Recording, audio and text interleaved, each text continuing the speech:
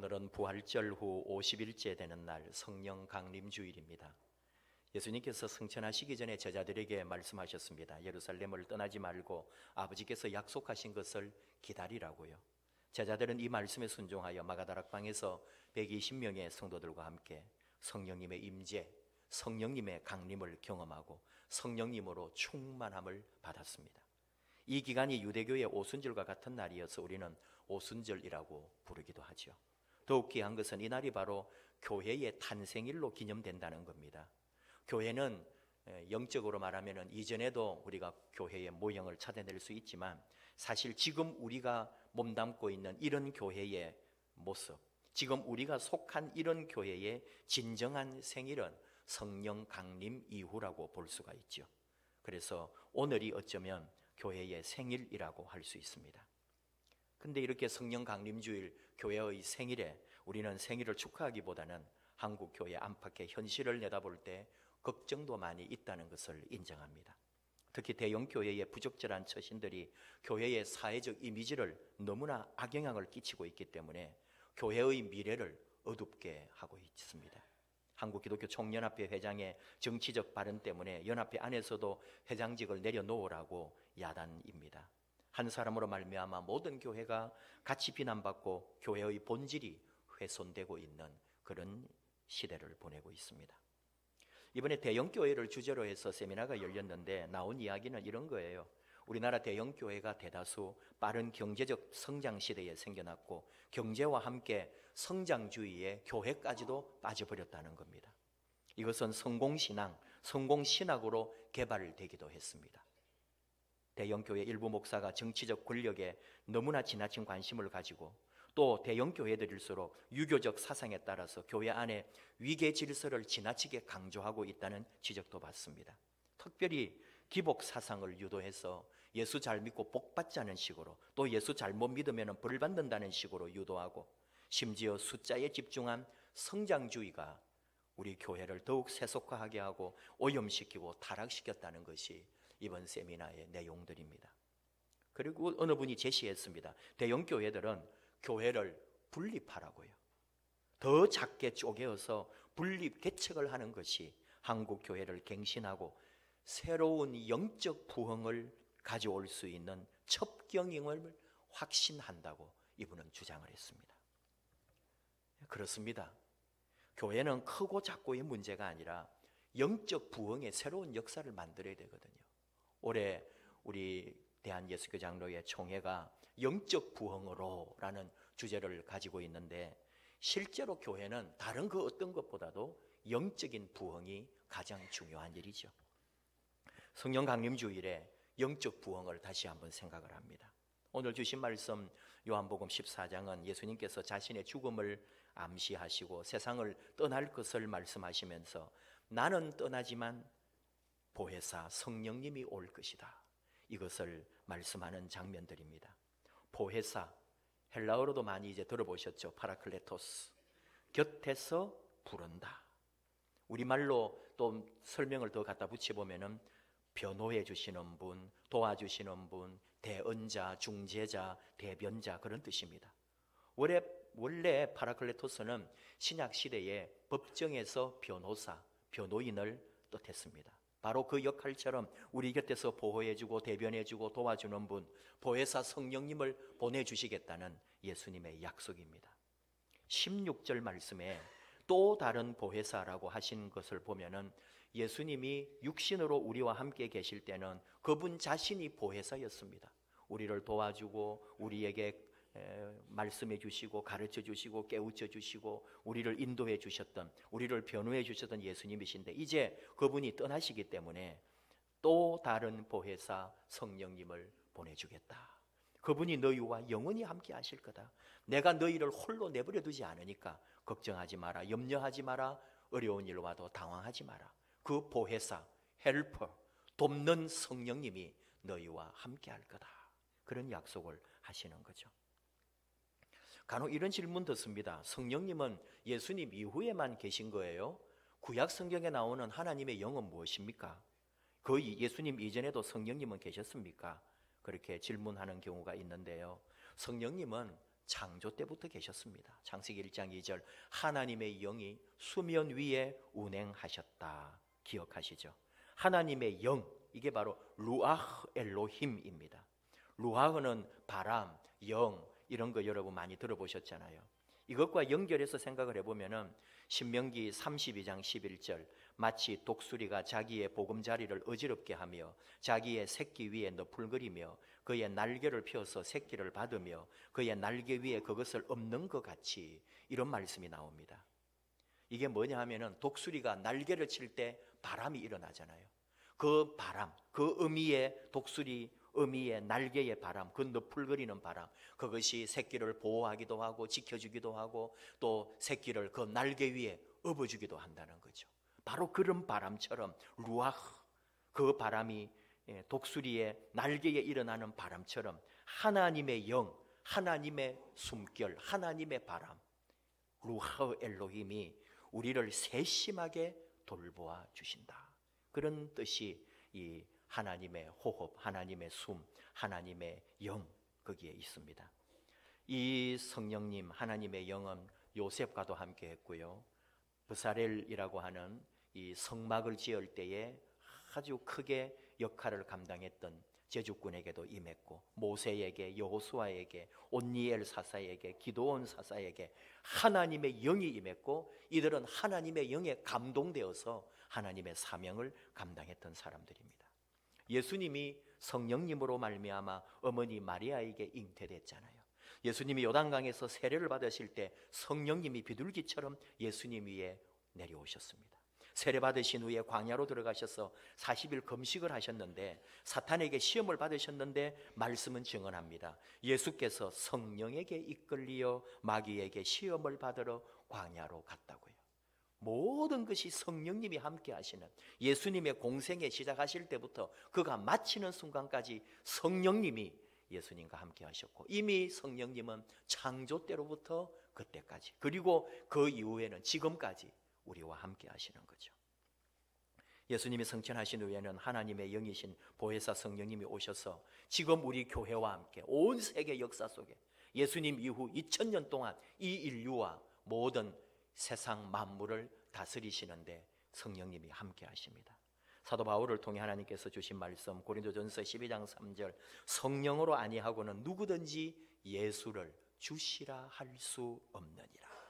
예수님을 믿고 예수님을 나의 주님이라고, 예수님을 나의 구원자라고, 예수님을 시인할 수 있는 것은 바로 성령님이 나를 고백하게 하시는 겁니다. 그리스도의 영이 없으면 그리스도의 사람이 아니라고 로마서 8장 9절 사도 바울이 로마 교회에 편지하면서 했던 말처럼 우리가 그리스도인인 것은 바로 성령님이 우리 안에 거하시기 때문인 거죠. 성령님이 계시지 않으면 교회도 없습니다. 성령님 계시지 않으면 사실 믿음도 의미가 없는 거죠. 성령님 계시지 않으면 그리스도인, 예수 믿는 사람도 없는 거예요.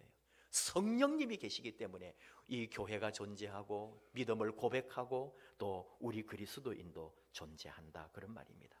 그러므로 성령님은 있으면 좋고 없어도 되는 그런 존재가 아닙니다. 그냥 성령님이 우리의 곁에서 인도해 주시고 가이드가 되어 주신다니까 그렇게 또는 단순하게 나를 변호해 주시고 그 정도 차원이 아닙니다. 우리가 서 있는 바탕, 우리가 서 있는 뿌리가 바로 성령님이고, 우리가 호흡하는 세상의 모든 공기처럼 성령님이 온 세상에 가득한 것이고, 성령님은 우리 삶의 본질 그 자체다라고 할 수 있습니다. 성령님은 인격자이기도 하지요. 성령님을 상징하는 용어들도 많습니다. 아까 말했지만 바람이라든지 불, 물, 기름, 인, 검, 그리고 비둘기. 그러니까 성령님에 대하여 비유적으로 말하는 건 많은데 그러다 보니까 도리어 우리가 완전하게 이해하는 것도 어렵습니다. 오늘 말씀의 17절 그는 진리의 영이라 세상은 능히 그를 받지 못하나니 이는 그를 보지도 못하고 알지도 못함이라. 제일 결정적 성령님에 대하여 어려운 게 뭐냐? 성령님이 보이지 않는다는 거예요. 보이면 얼마나 좋겠어요. 하나님이 보이면 얼마나 좋겠어요. 예수님이 오늘도 나타나가지고 우리 가운데 있으면 얼마나 좋겠어요. 근데 아까도 읽었지만 빌립이 예수님에게 하나님을 좀 보여달라고. 예수님 뭐라 대답합니까? 나를 본 자는 아버지를 본 것이다. 이 말이 예수님에게는 쉽지만 빌립에게, 우리에게는 어려운 거예요. 그러니까 우리가 하나님을 완벽하게 이해하기가 힘든 거죠. 그러나 성령님이 함께 하실 때 우리는 하나님을 믿게 되고 하나님을 본 것처럼 알게 되고 예수님을 만난 것처럼 깨닫게 되는 거예요. 보혜사 성령님이 우리로 하여금 깨닫게 해주시기 때문에 믿지 않는 사람은 보지도 못하고 알지도 못하지만 17절 중반 그러나 너희는 그를 아나니 그는 너희와 함께 거하심이요 또 너희 속에 계시겠습니다. 우리 안에 계시다는 거예요. 성령님이 우리와 함께 하시다는 거죠. 자, 여러분에게 물어봅니다. 성령님이 계시다는데 지금 성령님 여러분 안에 어디에 계십니까? 성령님을 이해하기를 사람들은 이렇게 생각하는 사람 많습니다. 지식으로만 아는 거예요. 진정한 성령의 체험이 약하다 보니까 지적으로 지식의 신앙으로 성령님을 이해하는 분들이 있습니다. 머리로 아는 거예요. 책에 나온 성경에 나온 대로 설명 본대로 또는 성경 공부하면서 그 교재에 나와 있는 성령을 그냥 눈으로 책으로 아는 거죠. 성령님을 또 이해하는 것 중에 하나는 성령님을 은사로 어떤 성령의 기능이 있죠. 능력이 있죠. 그걸 우리가 선물이라고도 하지만 내가 받은 하나님으로 받은 성령의 은사가 있어요. 그게 뭐냐 하면은 예언하는 거라든지 방언하는 거라든지 통역하는 거라든지 병 고치는 은사라든지 또는 말씀의 은사라든지 이게 고린도 교회가 받았던 아주 귀한 은사인데 문제는 이런 것들이 고맙고 좋은 일이고 대단한 건데 도리어 교회에 분파가 생기고 교회를 싸우게 하더라는 거예요. 고린도 교회가 대표적이잖아요. 교회의 성도님들이 성령님으로 거듭났고 성령님의 은사로 가득했는데도 교회의 분쟁은 더 심하더라 이거죠. 사도 바울은 단호하게 말합니다. 이 모든 은사는 교회를 세우기 위해서요 그리스도의 덕을 세우기 위해서 주시는 것이라고. 그렇지 않으면은 그 은사도 다 문제가 되는 거죠 도리어. 또 어떤 사람들은 성령님을 너무 지나치게 신비화합니다. 우리 한국 교회도 한 40-50년 정도는 신비적 성령에 사로잡힌 적이 있어요. 방언을 구원받은 표라고 강조하는 교회들이 있었고 방언 안 받으면 구원 못 받는다고 주장하는 그런 사람들도 있었습니다. 그런 식으로 성령을 이해했던 거죠. 그리고 그런 성령을 체험한 사람들은 영적 우월감이라 할까요? 교회 안에서도 자기가 우월한 사람인 것처럼 나는 성령 체험했고 나는 방언하고 나는 뭔가 능력을 받은 사람인 것처럼 그래서 도리어 교회의 순기능이 아니라 잘못되게 교회를 만들고 상처 주고 교회는 우월감으로 통하는 게 아니잖아요. 고린도 교회가 보여주듯이 그렇게 잘못되면 분란과 혼란만 초래할 뿐입니다. 또 하나는 성령님이 너무 영적인 것으로만 우리가 이해하기 쉽다는 거죠. 성령이니까 영적인 거니까. 근데 그렇지 않습니다. 우리 한국 교회나 우리 동양의 제사 문화를 가지고 있는 사람들은 성령님이라고 말하면 얼른 어떤 귀신이라든지 또는 제사상 차려 놓으면은 제사밥을 먹고 가는 조상신처럼 그런 어떤 막 홀령처럼 생각하는 거예요. 우리의 문화고 우리의 관습이니까. 예수님께서 말씀하시는 성령님은 그런 우리가 생각하는 그런 어떤 뭔가 이렇게 막 바람처럼 뭐 이렇게 연기처럼 뭔가 이런 우리가 생각하는 동양 사람이 생각하는 그런 게 아니에요. 전혀 아닙니다. 성령님이 우리 가운데서 우리를 감동케 하고 은혜 아래 말씀 안에 붙들어 주시고 매 순간 하나님의 자녀로 깨닫게 해주시고 예수 그리스도의 제자로 살기에 부족하지 않도록 우리를 붙잡아주고 위로해 주는 분입니다. 인격자라고 했잖아요. 지혜를 주시고 안전하게도 하시고 편안하게 또 안정되게도 하시고 어떤 경우에는 교훈하시고 깨닫게도 하시고 결단하게도 하고 용기도 주십니다. 부름받은 은혜에 감격해서 봉사하게 하고 희생하게 하고 사랑하게 하고 섬기게 하고 하나님의 자녀답게 살려고 발부둥치게 우리를 곁에서 인도해 주시는 분이 성령님이라는 말이에요. 무슨 신령한 어떤 귀신이라든지 홀령이라든지 그런 게 아니라 내 곁에서 나와 똑같은 인격으로 함께 동행하는 힘이라는 거죠. 성령님은 어려운 주제이기도 해서 우리가 다 말로는 이해할 수 없습니다. 이것은 체험적 관계이기 때문에 성령님 없이는 예수님을 구주로 고백할 수 없다고 했죠. 이것이 가장 소중한 주제입니다. 어렵지만 성령님이 아니면 우리는 예수님을 구주로 고백할 수가 없습니다. 그러니까 늘 성령님으로 충만해야 된다는 거죠. 성령님 없이는 우리는 예수님 똑바로 믿을 수도 없고 예수님을 제대로 고백할 수도 없고 예수님과 함께 나아갈 수도 없기 때문에 매 순간 우리는 외적으로 그 초대교회 때 임했던 그 성령님뿐만 아니라 내 안에서 늘 나와 함께 하시는 내적 충만의 성령님을 경험해야 한다, 그런 말입니다. 오순절에 있었던 성령님은 단회적이었죠. 외적인 것이었죠. 그리고 바로 그 순간에 나타나는 거였죠. 오늘날 성령님은 우리 안에 내주하시면서 지속적으로 영원히 너와 함께 있게 하겠다 하신 그대로 항상 내 안에서 나와 함께 하시면서 내 안에서 나를 이끄시고 인도하시는 분이 성령님이십니다.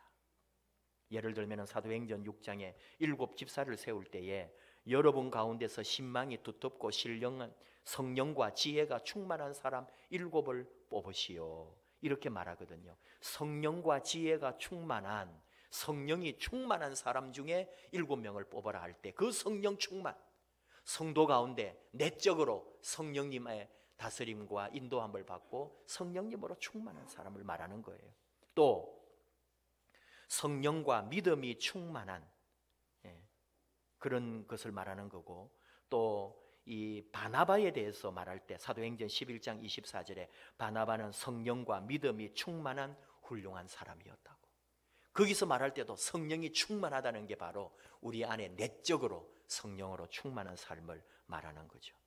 에베소서 5장 18절 술 취하지 마십시오. 방탕한 생활이 거기에서 옵니다. 여러분은 성령을 가득히 받아야 합니다. 성령을 가득히라고 할 때 이게 바로 성령으로 충만하십시오. 이것이 뭐예요? 바로 내 안에 가득한 성령님으로 말미암아 예수님을 구주로 영접하고 예수님의 제자로 살기에 부족하지 않도록 성령님이 항상 우리를 이끌어 주신다, 그런 말입니다. 성령으로 충만하라, 성령으로 가득하라. 그래서 성령님으로 충만할 때, 내 안에 내적으로 성령으로 가득할 때 예수 그리스도를 사랑하게 되는 거죠. 이웃을 사랑할 수 있는 마음과 섬길 수 있는 마음을 가지게 되는 거죠. 다른 사람을 용서하고 화해할 수 있는 마음을 가지게 되는 거죠.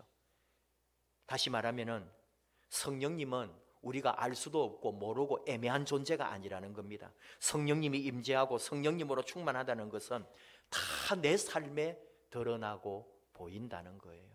다른 사람을 통해서도 저분이 성령의 사람인지가 다 드러날 수 있다는 거예요. 성령님은 우리도 다 알 수 있다는 거예요. 겉으로 드러나게 되어 있죠. 이것을 하나님께서는 사도 바울을 통해 갈라디아 교회에 편지할 때 성령의 열매라고 말씀하셨어요. 사랑, 희락, 화평, 오래 참음, 자비, 양선, 충성, 온유, 절제. 이 성령의 9가지뿐만 아니라 무수한 성령의 열매들, 일일이 말할 수 없는, 저나 여러분이 안에 이미 성령의 열매들이 많이 맺혀져 있다는 것을 아십니까? 우리 각 사람에게 하나님은 성령의 열매를 허락해 주셨거든요. 성령님이 내주하시고 성령님으로 충만하고, 그리하여 내 성격이, 내 세계관이 바뀌고 대인관계가 바뀌고 사람이 변해가는 거예요. 성령님이 나를 고쳐주시는 거예요. 우리 교회가 성령님의 내적인 충만함으로, 그 곧 우리 성도님들 한 사람 한 사람, 우리 모두가 다 내적 충만함이 있어야 되고, 외적으로도 성령의 뜨거운 역사, 그 성령님으로 감동하고 성령님 때문에 가슴이 뛰고 성령님 때문에 열정이 일어나고 성령님을 사모해서 주님 앞에 불같은 마음으로 달려갈 수 있는 그런 외적인 뜨거움도 필요하고, 그래서 이 두 가지가, 내적 충만과 외적 임재가 항상 같이 있는 균형을 이루는 삶이 아름다운 그리스도인의 삶입니다. 예수님을 믿는다는 것은 곧 성령님 안에서 내적으로 매 순간 변해가고 있다는 거거든요. 영적으로 부흥하고 영적으로 성장하고 있다는 거거든요. 예수 믿습니다. 뭘 믿어요? 복 받는다? 그런 게 아니라 성령님으로 말미암아 내가 매일매일 자라간다. 내가 매일매일 나는 변화되고 있다. 그런 뜻임을 우리가 깨달아야 합니다. 아산병원에 갔더니 존경받는 병원이라고, 자기들이 병원이 무슨 존경을 받아? 뭐야 이게? 하면서 봤죠. 그래서 찾아봤거든요. 그러니까 뭐 한국넉률협회인가 어디에서 존경받는 병원 해가지고 했는데 13년째 우리나라에서 가장 존경받는 병원 13년째 1등을 하고 있더라고요. 아, 참 좋은 이미지를 가지고 있구나. 병원을 찾아온 환자들이나 병원을 이용했던 분들이 다 조사를 해봤는데 아산병원을 가장 존경한대요. 아산병원 이용하지 않으시는 분 서운하게 생각하지는 마시고, 여러분 병원도 존경을 받더라니까요. 그게 뭘까요? 건물이 좋아서요? 아산병원 주차 좋아서? 아니요. 병원의 구성원들, 의사, 간호사, 직원들이 다 혼연일체가 되었을 거고요. 항상 환자 중심, 환자를 위해서 봉사하고 섬겨주고 수술이며 뭐며 어떤 것이라도 환자를 만족해 하려고 얼마나 수고하고 애쓰겠어요. 그러니까 존경받잖아요. 병원이 존경을 받더라니까요. 교회는 뭘까요? 결국은 교회라면 우리 아닙니까? 교회 구성원이지 건물이 아니잖아요. 예쁜 교회라고, 주차하기 편하다고, 교회 시설 많다고 존경받는 거 아니잖아요. 우리 속해 있는 모든 구성원들이 하나 되고 그 어떤 것보다도 성령님의 인도함을 받는 거죠. 성령님으로 가득 찬 거죠. 인간이 아니라, 세상이 아니라, 세상의 어떤 보이는 직위나 소유가 아니라 성령님으로 가득하여 성령님의 이끄심을 받는 교회, 그 성도들일 때 바로 존경받는 교회가 될 수 있다, 그런 말이죠. 우리 갈망해야 합니다. 성령님으로 가득하기를, 성령으로 충만하기를. 우리 교회에, 내 안에, 우리 성도님들 안에 성령님으로, 거룩한 성령님으로 함께 해달라고. 그리하여 거룩한 영향력을 온 세상에 끼치고 복음 전도의 사역을 감당하는 교회 되게 해달라고. 내 자신이 변화되고 내 자신이 성숙할 수 있도록 성령님으로 가득 채워달라고 우리는 갈망해야 하는 거죠. 목마른 자들아 다 내게 와서 마셔라. 나를 믿는 자는 성경에 이런 대로 그 속에서 샘 솟는 물이 강물처럼 흘러나올 것이다. 예수님 말씀하셨잖아요. 정말 하나님을 갈망하고 예수 그리스도를 갈망하고 성령을 갈망할 때 우리 안에서 생수 같은 샘물, 하나님이 주시는 은혜의 샘물이 내 안에서 솟아나게 될 것이라고. 성령님이 넘치게 될 때 우리가 그런 은혜를 입는 거죠. 오늘 주신 말씀에도 내가 진실로 너희에게 이르노니 나를 믿는 자는 내가 하는 일을 그도 할 것이요 아니 그보다 더 큰 일도 하게 될 것이다. 언제요? 성령님이 함께 하실 때 예수님보다도 더 큰 일을 할 것이라고 예수님이 우리에게 사명을 주셨거든요. 오늘 교회가 그 일을 감당해야 되는 거죠.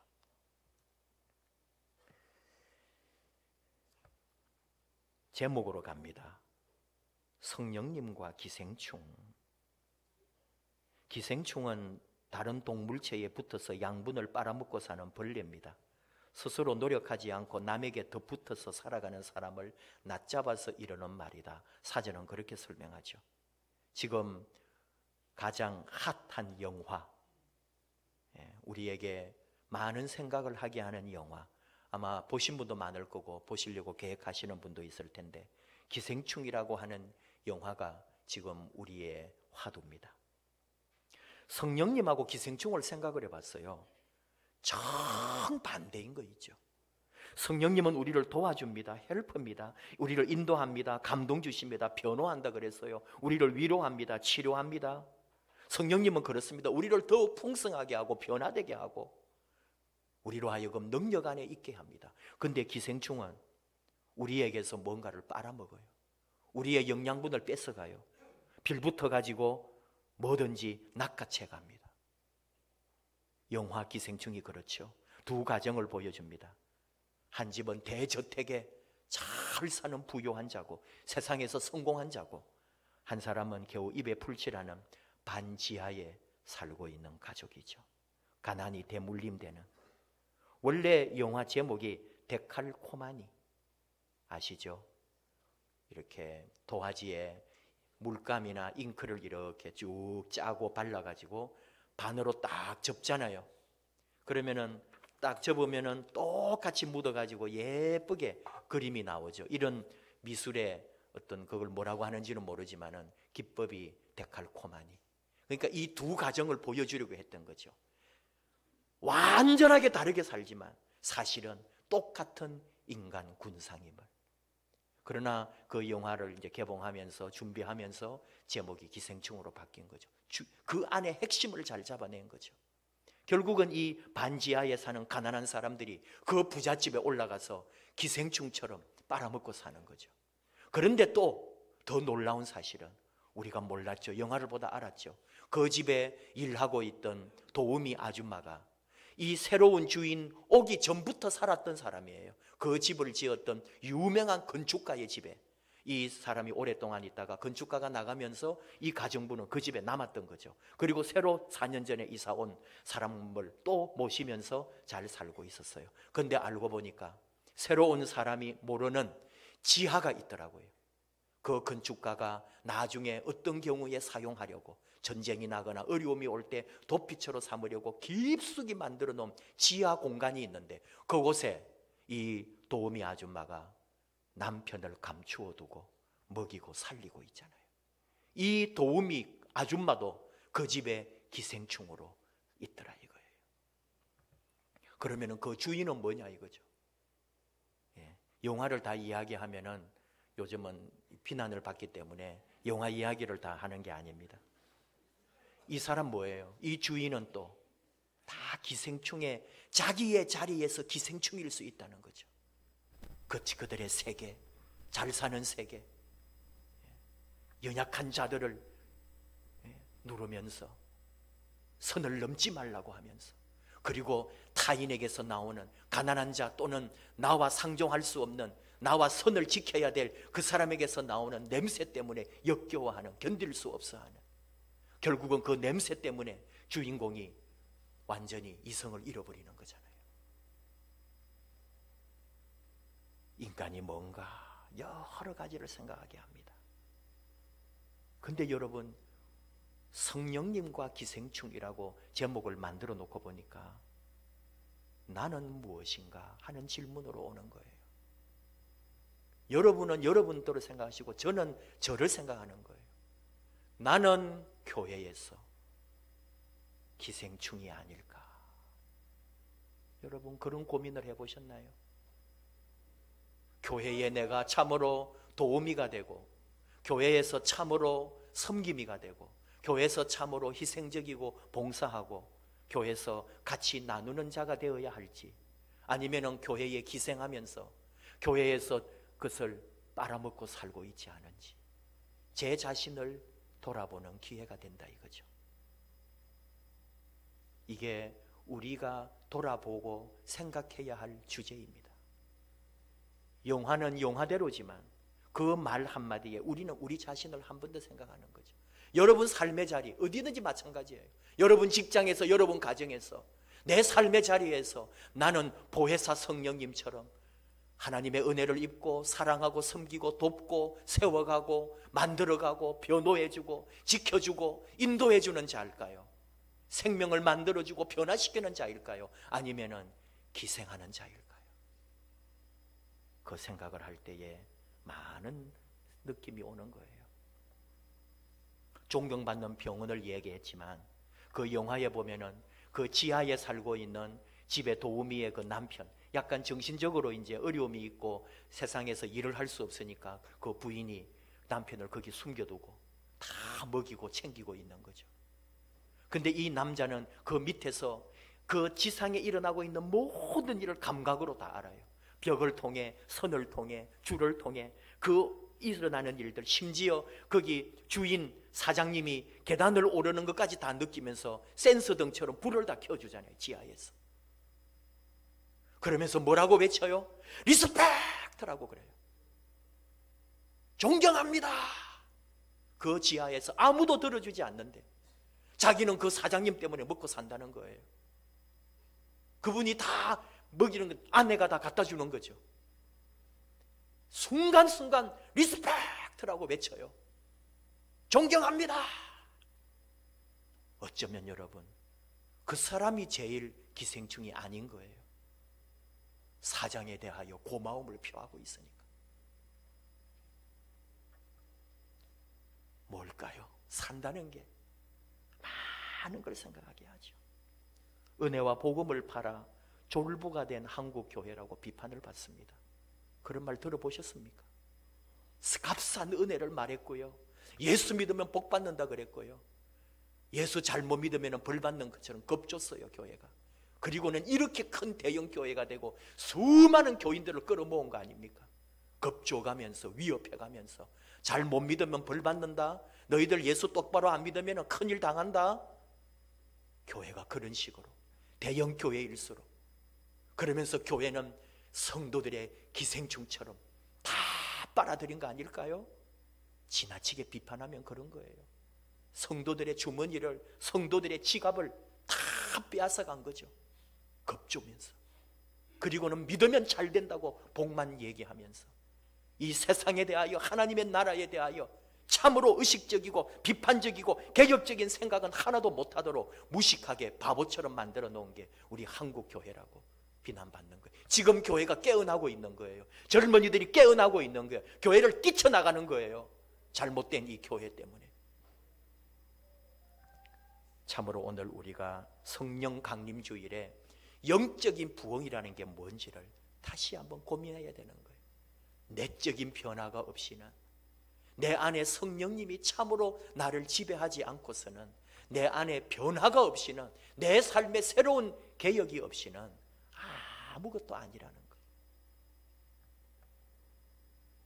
좀 더 생각이 깊고, 좀 더 많은 것을 느끼고, 좀 더 세상과 민족과 열방 앞에 똑바른 정신으로 살 수 있는 그런 교회, 하나님의 나라를 함께 꿈꾸는 그런 교회, 우리 안에 성령님이 함께 하셔서 진리와 정의와 사랑과 평화를, 그리고 하나님의 교회가 제대로 이 세상에서 제대로 교회답게 작동하도록 함께 연대하고 동행하고 씨름하는 교회. 예수 믿고 복 받고, 예수 믿고 잘 되고, 예수 믿고 뭐 세상에 많은 걸 차지하게 될 것이다, 그런 가짜 복음이 아니라, 예수 믿으면은 세상에 도리어 맞서서 싸워야 한다는 거예요. 세상의 부정의와 세상의 부요함과 맞서서 도리어 가난을 택하고, 도리어 하나님의 정의를 택하고 십자가를 져야 한다는 걸 외치는 교회. 이것이 영적 부흥인 거죠. 민족을 이끌어가고 동반자 되는 거죠. 우리가 좀 더 성령 강림 주일에 성령으로 한 번 더 깊게 생각해야 합니다. 찬양합시다. 성령이여 임하여 주옵소서. 메마른 나의 심령에 주님의 은혜의 단비처럼 성령님 적셔 주시옵소서. 함께 찬양할 때 성령님 우리 가운데 임하여 주실 줄 압니다. 예수의 피의 능력, 그 성령님이 우리와 함께하여 주옵소서.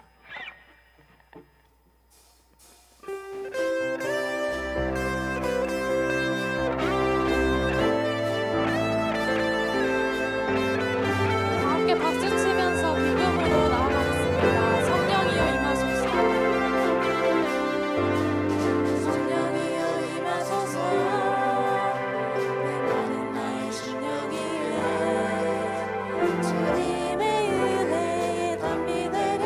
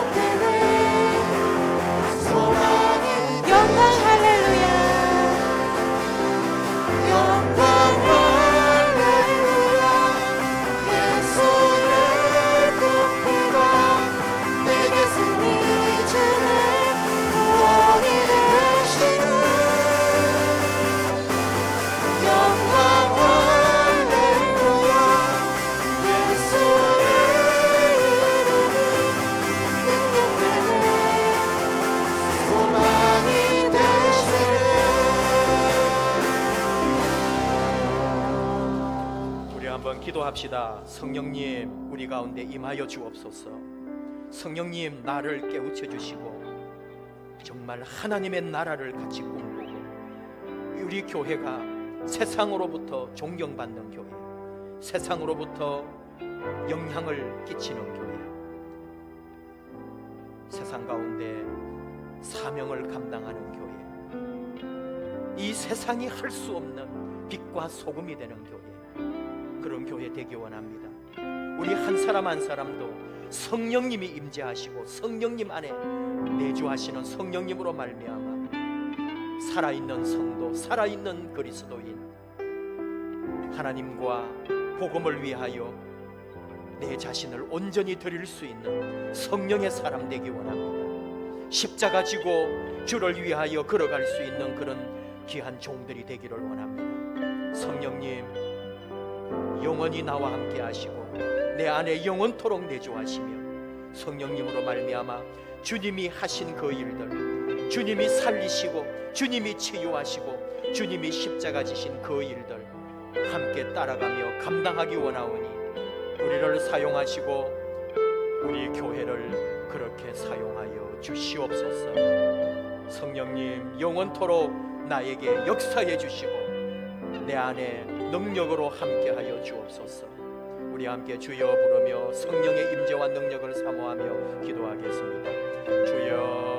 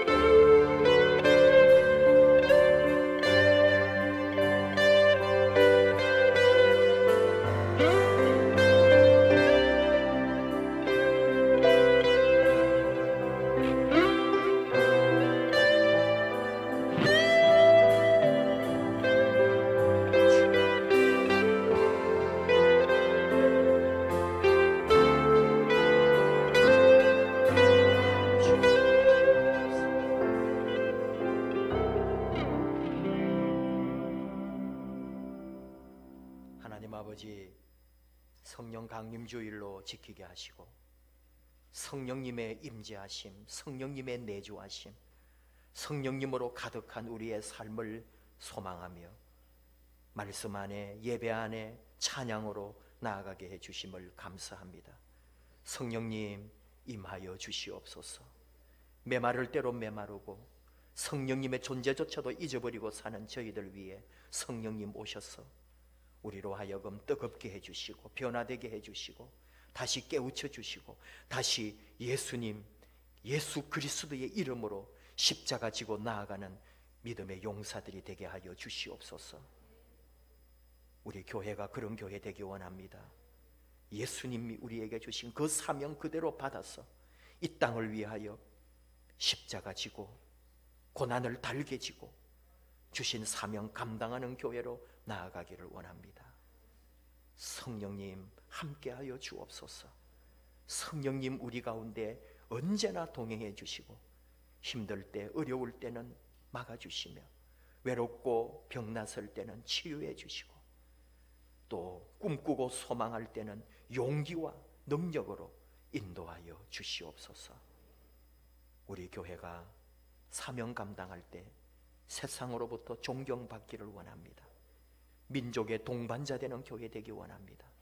성령님 함께 하실 때 우리가 성령님 의지하고 성령님을 갈망하고 성령님과 동행할 때 그 역사를 이루어 주실 줄 믿습니다. 성령님 영원히 우리와 함께하여 주시옵소서. 예수님 이름으로 기도하옵나이다. 아멘. 일어나셔서 예물 드리시옵소서.